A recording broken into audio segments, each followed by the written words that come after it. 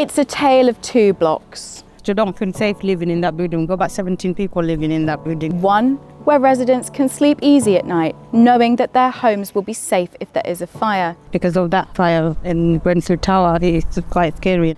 And one where they cannot. Can you spot the difference between the buildings behind me? On my left is Geoffrey Woolley House. On my right is a block called Verdigris.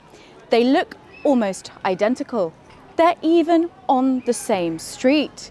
They're also owned by the same company. But there is a critical difference between them. Geoffrey Woolley House is social housing. It still has Grenfell-style fire safety defects, which could seriously threaten the lives of the people who live in it if there was a fire. But Verdigris is a private block where leasehold homeowners live, and it has been made safe.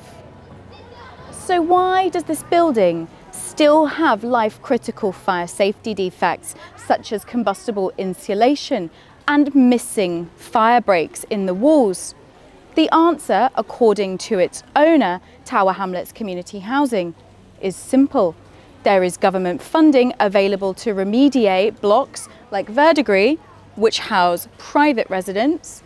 There is no government funding to remediate blocks like this, which are home to social tenants. That means that housing associations, like Tower Hamlets Community Housing, must find the money to make their blocks safe. And they say this is a struggle. I spoke to Helen Akhtar, who lives on the top floor of Geoffrey Woolley House. She told me how she feels about living in an unsafe building. You've lived in this block for over a decade. Did you know it had fire safety issues?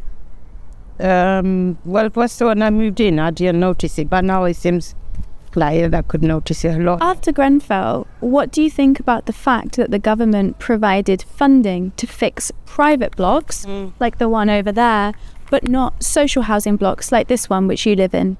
Yeah, I'm just shocked, because if they could do that building, I don't know why they didn't do that one. And we still don't feel safe living in that building. We've got about 17 people living in that building, and because of that fire in Grenfell Tower, it's quite scary. How did we get here, where one block full of leasehold homeowners has been made safe and had dangerous cladding removed, missing fire breaks fixed, and another, which is home to social renters, is still unsafe? The previous government took the decision to make taxpayers' money available to remediate private buildings. They did nothing to support social landlords to make the housing that they own safe.